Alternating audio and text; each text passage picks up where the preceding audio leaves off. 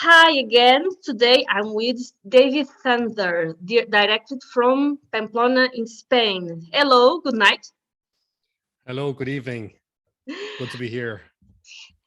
Thank you so much for being with us. So the first question is who you are and what you do, please. Yes, my name is David Thunder. I'm a researcher and lecturer at the University of Navarra's Institute for Culture and Society, which is a social science interdisciplinary research institute at the University of Navarra in Pamplona, Spain, in the north of Spain. And I do research on topics connected with modern democracy, constitutionalism, and in particular, I'm interested in decentralized government and federalism. Okay. So they're the topics that I do most research in. That is very interesting, especially with our days, actually. So what is your COVID story? When you start thinking, well, that is no longer public health. Tell us? Tell me. I'll tell you. So it all started back in February 2000. I was one of the first COVID cases in Spain. So basically, at my university, I was probably, yeah, I suppose it's a kind of a dubious honor. I came down with a flu in late February, and very quickly it became apparent that it was not just a flu, it was COVID, in fact. So it hit me pretty hard. I was put out of action for about a month. I didn't have to be hospitalized, but it was definitely by far the worst flu that I've had in my lifetime, in my life. Basically, I just came down with a lot of headaches and sore throat, and it went down to my chest very quickly. So I was coughing and coughing and coughing and coughing all the time.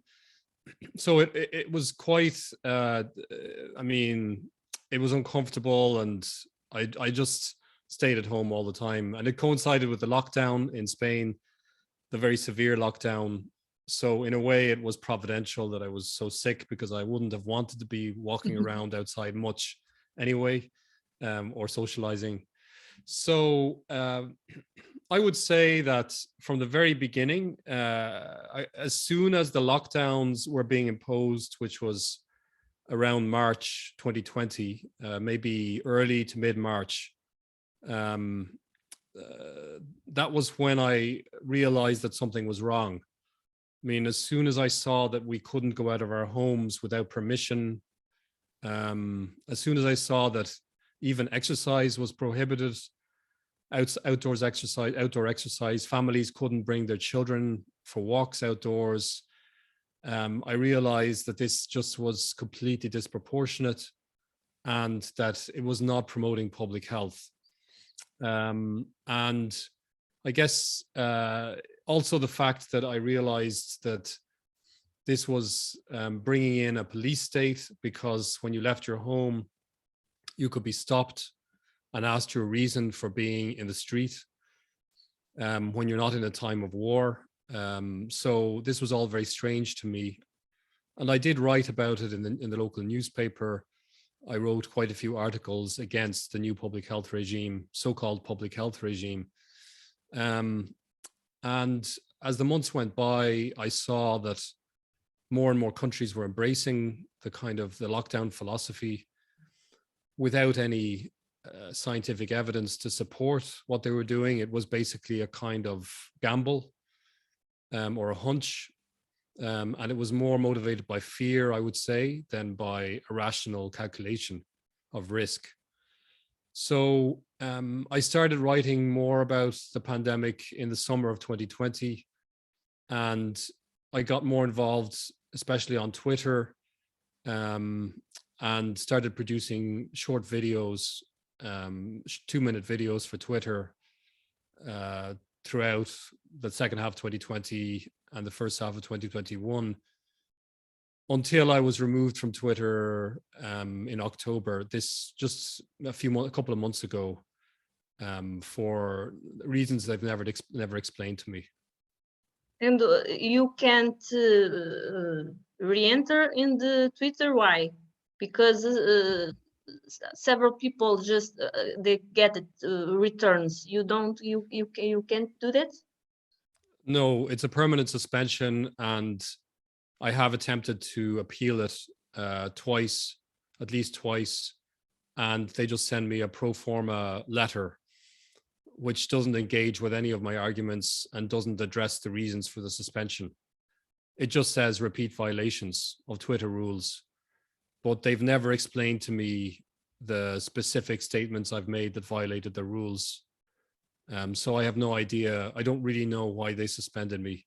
They've never given me a reason, except to say that I was guilty of misinformation, COVID misinformation, but they've never explained which misinformation. So you have a YouTube channel, yes, with several videos where you talk about civil rights, freedom, democracy. So my question is, why you thought that you have a duty to speak? Why do you start doing those videos? Well, yeah, I mean, I think that citizens always have a duty to promote the common good, and they always have a duty to promote justice. And each citizen has to choose which battle they're going to take up, because we can't take up all battles. So everyone has to make their choice and decide which battles they want to engage in. I think that there are historical moments in which certain injustices become more systemic and become more salient than others. And these are times in history when there are severe civil rights violations, for example. So an example might be the era of slavery, of chattel slavery in the United States and in Europe. And that was a time when people felt called to struggle against that systemic injustice, because there's so many lives at stake, and it has such a severe impact on the quality of life of so many people. And I think that we're now in an era which may last for quite some time, in which people's basic civil rights are trampled in the name of public health, public safety, security, whatever the latest crisis would be. It just happens to be COVID right now. But I think that the pattern I'm seeing is that public authorities have set a precedent, have set a very dangerous precedent, in which they have decided that the judgments of public officials can be about utility, about public utility, can be used to justify the cancellation of civil rights. I think that's an extremely dangerous precedent.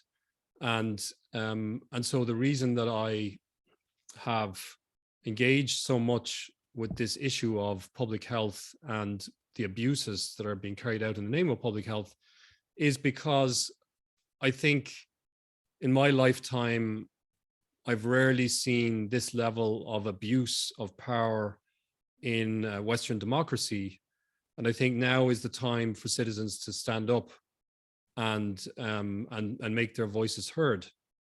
The people who suffer from these measures, such as lockdowns, vaccine discrimination, and so forth, are basically ordinary people like you and me, who can't go for, well, some of them have lost their jobs. Many in the developing world have been impoverished and have suffered literally hunger because of the short-sighted, economically destructive measures that have been taken.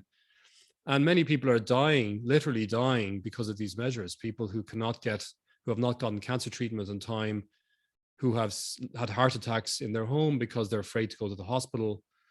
And now people who cannot participate in the social arena because they didn't accept a government mandated vaccine. People who can't go to a restaurant, a coffee shop, can't go to the cinema, can't go to the theater. They are basically forced back into the private sphere of their home. They're not able to go out and participate in the public sphere. People in Canada cannot even leave the country if they're not vaccinated. It's horrendous what's happening. Italy, look at what's happening in Italy. People cannot work if they don't show a COVID pass every 2 days. We're attacking people's livelihood in the name of what? In the name of safety and health, when we know already that this vaccine does not block transmission. So the fact that someone is vaccinated does not mean they're not transmitting the disease. So why are we forcing people to vaccinate against their will? It just doesn't really make any sense. We already have in Spain a 90% plus vaccination rate, and they want the remaining 10% to vaccinate, as if that would then suddenly solve the problem.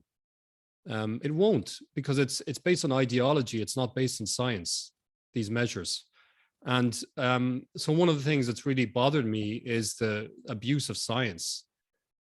Basically, science has been used, or rather abused, to rationalize oppressive and illiberal types of interference with citizens' liberties. That was so my next question. You think that we are seeing politicization of science? Politics took the science and subvert in their own ideology. Yes, I think that not all scientists who, let's say, become politicized necessarily think that they're politicized. They probably think they're doing good science. But as we all know, human beings are susceptible to confirmation bias. We're all susceptible to it. And we're all inclined to believe that our own opinions are very well grounded. That's just human nature. So it's quite easy to slip into the sort of a very one-sided and prejudiced approach to science and to rational inquiry, where you just dismiss opposing views as lunatic or crazy or fringe. And anyone can fall into this trap, including people who are against the COVID measures, the current COVID regime.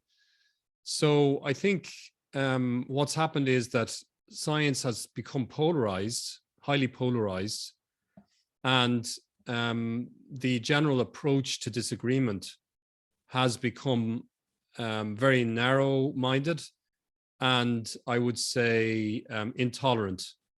And so when someone disagrees with you, people are very quick to categorize that person as irrational, unreasonable, not looking at the evidence.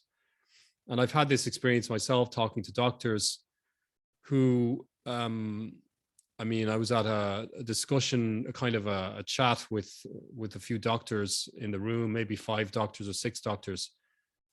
And they just seemed to be utterly shocked that I could choose not to vaccinate, that I could voluntarily choose not to vaccinate. And one of the doctors said, when I said that basically not everyone is equally at risk of COVID, and some people might not have reason to vaccinate. They might be protected by natural immunity. They might have already had COVID-19, yes, as I have, right? And natural immunity is a proven fact. Yes. And studies from Israel show that natural immunity is superior, acquired natural immunity through exposure is superior to vaccinated immunity. These are just scientific facts. And one of the doctors in the room said to me, it would be better if I keep my mouth shut and didn't talk about matters upon which I knew nothing.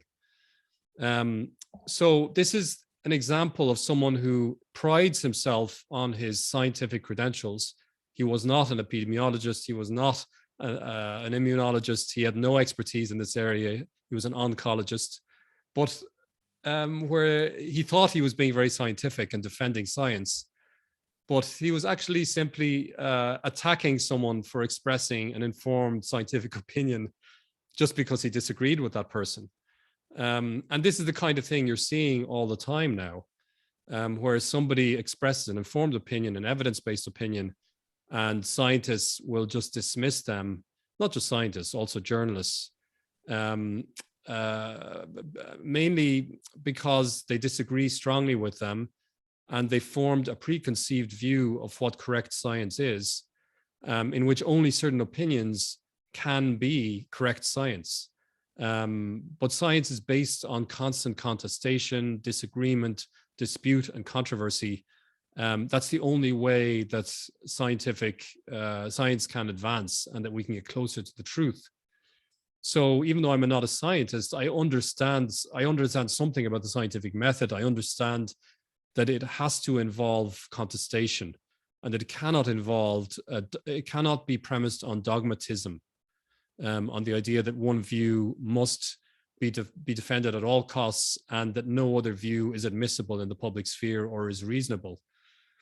Scientists disagree on the pandemic, on the vaccine, on the efficacy of various measures such as lockdowns. And we just have to be honest, and masking. We have to be honest that there is an ongoing disagreement, and the evidence is incomplete or is not sufficiently complete to convince the whole scientific community. But that's a very commonsensical and established approach to science. But for some reason, perhaps because the stakes are so high, this approach has been thrown out the window. And now, for example, the CDC, the Center for Disease Control in the United States, completely disregards the advice of its own experts when they tell them that they should not be adding an extra dose for young people, for example, for the whole population. And two of very high-ranked CDC members, advisors for vaccine matters, retired from the CDC during the vaccination campaign, in part because their own advice had been disregarded. So mainly in the States, we saw a division between left and right. I think initially, because of that, the right, the whole idea that the lockdowns was a left idea, and the Great Barrington Declaration, for example, was a leftist idea. Can we do this separation where ends the right and begins the left? that's the people are very confused, I think. Yeah. I mean, I suppose in the United States, anything that Trump said would be regarded by Democrats as automatically false, automatically wrong. If Trump didn't wear a mask, then obviously masking must be correct and must be the obligatory thing to do, the right thing to do. For example, if Trump recommended a particular medical treatment, then obviously that must be, the medical treatment must be wrong. This is a very immature and crass approach to public debate, but unfortunately, it has happened. I have friends in the United States, and they do recognize that many of their Democrat friends or the people around them dismissed scientific positions just because Trump held them or Trump supported them. So there's little you could do about that, I think, other than try to exemplify rational and balanced thinking and argumentation in the public sphere to help people to understand that really it is possible to bracket left-right sort of politics when you're dealing with issues of life and death, when you're dealing with questions of public health, you're dealing even with policy making. You can try to think about the consequences and impact of policies on people's lives. That doesn't require you to take sides between Democrats and Republicans. Even though a lot of people think it's inevitable that you take sides, that's a kind of cynical view. I don't share that view.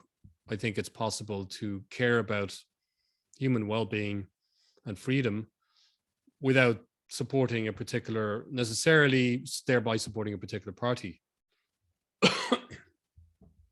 Next question: where you think where and science? When can you say this not science? In this point starts an ideology. When we can say that? Well, it's not easy to decide when, or to judge when science stops and politics begins, but there are symptoms. There are certain signs you can look out for when somebody is becoming ideologized, or when their discourse is becoming ideologized. One sign is, look at how they respond to objections from their opponents and criticisms. See whether they engage them in a serious way, in a reflective way. Do they simply dismiss them by demonizing the person who's speaking to them?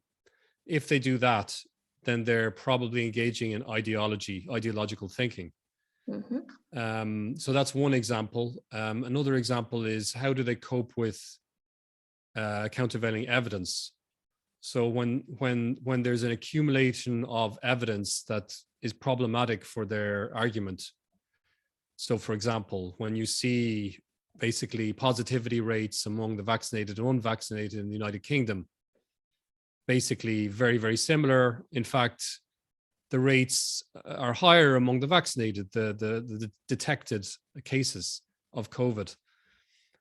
Surely, if you hold the position that vaccination can stop transmission, that kind of piece of evidence would give you pause. It would make you rethink your position. So it's not that necessarily you'd have to completely overnight, adopt the opposite position or abandon your view. But if you don't see someone thinking carefully about that evidence, if you don't see them confronting the evidence and thinking out loud about it and questioning their position and asking how they can reconcile it, maybe they'll say, oh, well, that's not representative. Maybe they'll make an argument that positivity rate is not based on random samples, that there's a bias towards the vaccinated or the unvaccinated. They might try to make some argument. But if they never honestly confront difficulties with their own arguments and their own position, even when there's evidence that might tell against what they're saying, then that's a sign that they've dug in to an ideology. They're not doing science anymore. And unfortunately, I think many people are not doing science anymore. Many scientists are not. And honestly, you don't have to be a scientist. I'm talking about really a philosophical spirit in which you just want to understand reality, and you want to take on board evidence as it emerges and allow your point of view to be affected by emerging evidence. So, for example, on the masking issue, the evidence seems to me to be pretty inconclusive and mixed. And even the few high quality randomized trials that are available on that issue do not tell in a very decisive way in favor of masks. And they're consistent with a very marginal effect of masking in healthy populations, in the wider community.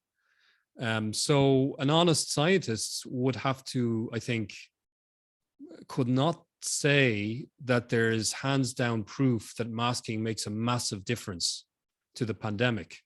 If someone said that, I believe that they would be speaking from ideology and not from science. So with the data that we have right now, there is any fundamental to support lockdowns and masks with all the data that we have from last year and this year's? Lockdowns work or don't? They didn't work.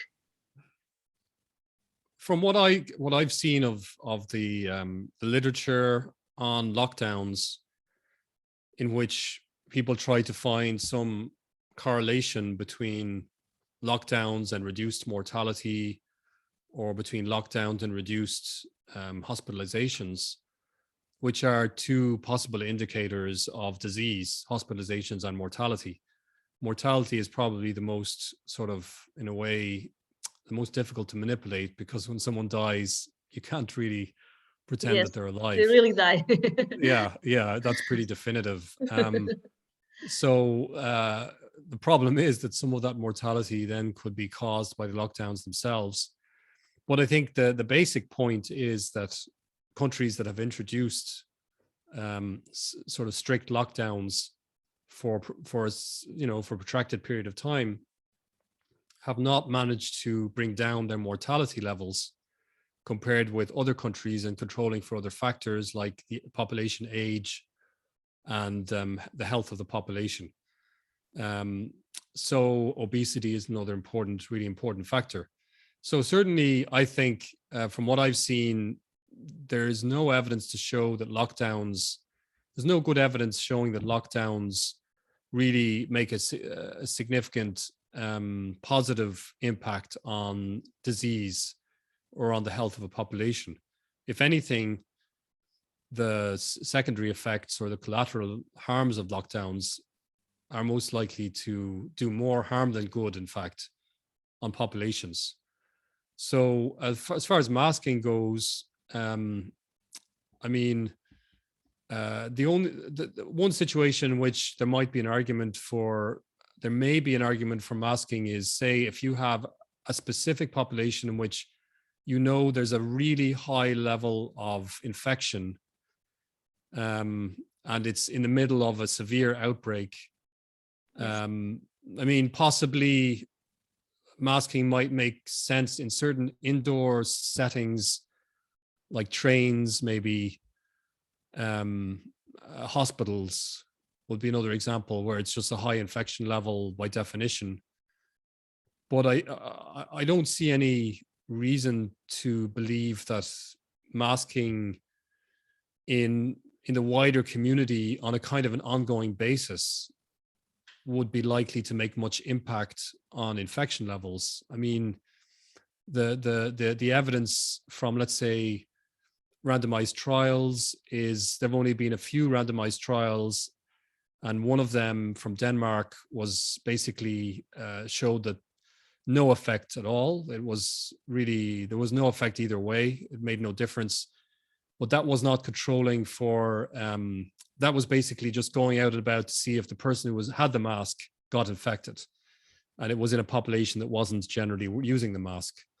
In another trial, the Bangladesh one, where generally the population was using the mask, and they found, from what I can understand, they found that there may have been an effect. I can't remember the exact percentage. Do you remember? I think 10%, but Dr. Martin Kuldorf said that could be biased because the data was taken by phone and recording to the memory. Okay. Yeah. So I guess so it's possible, let's say, if that trial, maybe it had some marginal effect. Marginal in the sense that, first of all, 10% is not a massive impact on infections, especially if there's a large amount of infection going on. It's not as if that's going to make a huge impact necessarily, that kind of level of reduction. And secondly, if the mask did have a significant impact overall, you would expect that the introduction of mask mandates and the removal of mask mandates should have some effect on infection levels and hospitalizations. And all of the data I've seen seems to show that it really makes no difference to the overall infection level. You don't see any change in the dynamics, of the curve before or after. After you say introduce the mask, or it's just completely all over the map. Sometimes it goes up, sometimes it goes down. So there's no real discernible pattern whereby you think, okay, we're going to introduce masking, and now gradually it starts going down, right? You might think that, and that doesn't happen. So, or you look at North Dakota, South Dakota, one of them, they're socioeconomically very, very similar, and culturally In one of those states, they had stricter mask rules. In the other, they had more libertarian kind of regime. And the level of mortality was actually really similar between the two. And you didn't see a big difference in hospitalizations either. So wouldn't you think that if masks were so decisive, that if they were really significant factor, that you would see some pattern in which, you know, the introduction of masks really made a difference? And I just don't see that pattern anywhere. And I've seen so many charts of cases before and after masks are introduced, and there just seems to be no discernible pattern.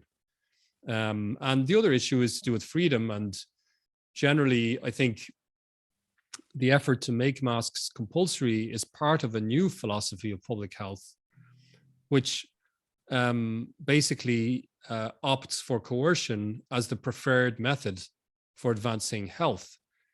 Before 2019, we did not rely heavily on coercion during epidemics or pandemics. We basically gave health advice to people for the most part and relied on their good sense and their self-interest as well. So in a way, where you could go into all the details of mask studies and so on, and it is true that it's not clear that they make a big difference. But there's a larger philosophical issue, which is that we no longer trust people. We don't trust people to do the right thing. And we seem to, when I say we, I mean public policy experts who are advisors to governments and governments themselves, have abandoned the path of voluntarism in public health, and they've embraced a coercive dictatorial model. And there's really no evidence that that works any better, in fact, because you look at more libertarian regimes like Sweden and Florida, Yes. and they perform comparably well to other regions that are similarly situated. And so it's not as if they're at the bottom of the charts or that they're doing worse than everybody else. So in that sense, this kind of turn to coercion, which is a turn to the Chinese model of democracy in general and public health, is not justified by scientific evidence, and it has not served us well. So my last question is, you are been doing videos about civil rights, and I want to ask you, vaccines passports, vaccines mandates, where we are seeing right now, this is the beginning of something new, for a new normal for our democracy. What do you think about that? What dangers can we expect? Yeah, I mean, I think, first of all, I think human beings are free. So I'm not a determinist. I don't think that history is set in stone, and I don't think that the future is set in stone either. So a lot depends on how citizens react to measures. A lot depends on leadership and whether or not there are charismatic leaders that emerge to oppose these sorts of draconian and inhumane measures. Having said that, there's no question but that these vaccination passports, so-called passports or vaccine passes, lay down an extremely dangerous precedent because they allow the state to control your social participation and your movements based on your compliance with their rules, rules about your intimate public health choices, your private health choices. So just think about it this way. It's a control mechanism. It's a lever the state did not have before to control your behavior. When you go to a coffee shop or a restaurant or the theater or the cinema or your workplace, if the state can tell you that you cannot access a public sphere unless you insert a vaccine into your body, or unless you undergo a particular type of test, health test, basically you have now just handed the state a weapon. of control. And right now it's to control, it's to coerce us into vaccinating against our will. What will it be next? Will it be to control our social media feed, to make sure that we only access certain kinds of information? Will it be in order to punish us when we say things that are on social media that are politically incorrect? Will people who have a bad score on social media be automatically excluded from social venues? Will your pass, your social pass, have to include a certain number of points to do with, say, social responsibility, to do with pro-social attitudes, to do with tolerant and inclusive language? The possibilities are limitless. I mean, you can really build on these vaccine passes to basically introduce forms of control, psychological control over people, by threatening them with the removal of social privileges if they misbehave. Misbehave would not be to commit a crime. Misbehave, of course, in this context, would be simply to violate any one of a number of arbitrary rules that the state decides, whether it be about health or about your social behavior, about your language, about your political correctness, you name it. There are lots of possibilities, and people, for some reason, underestimate this. And people think, no, it's just an emergency. It's only going to last for a few more months. This is what people think. To me, that's extremely naive, because it assumes that people who are implementing these rules only have the best interests of everybody at stake and are not tempted by power to sort of exercise that power arbitrarily over people. People get pleasure out of exercising power over others arbitrarily in a despotic way. That's part of human psychology. Not all of us do. Thankfully, many of us struggle against that tendency, but the tendency is there, and you see it in politicians all the time. So we shouldn't be surprised if politicians abuse this crisis to assert their will to power and to lord it over citizens. The question is, what will citizens do in response? Will we just sort of sit back and accept this passively? And if we do, then we're giving them a red carpet to just step over us. But if we fight back in using all civil and peaceful means available, then they will not be able to lord it over us. It really it's down to citizens. It comes down to citizens and journalists in particular to hold politicians accountable for their actions. So what do you think that we can do as normal citizens do to wake up the others? What do you think that we can do besides make interviews and post things on Facebook and Twitter? Yeah, well, I think that each citizen has to, first of all, look at their own circumstances, their own talents, their own abilities, and see how they can contribute from their own corner to see what their, sort of social capital is, if you want, as well, who their friends are, what their networks are, and to build social networks, to build networks of like-minded people who understand the threat that we're facing. And because one person alone can do very little. And so I think it's important to build these networks, as you're doing with your interviews. I do something similar with my podcasts and with my Unite website. People, right?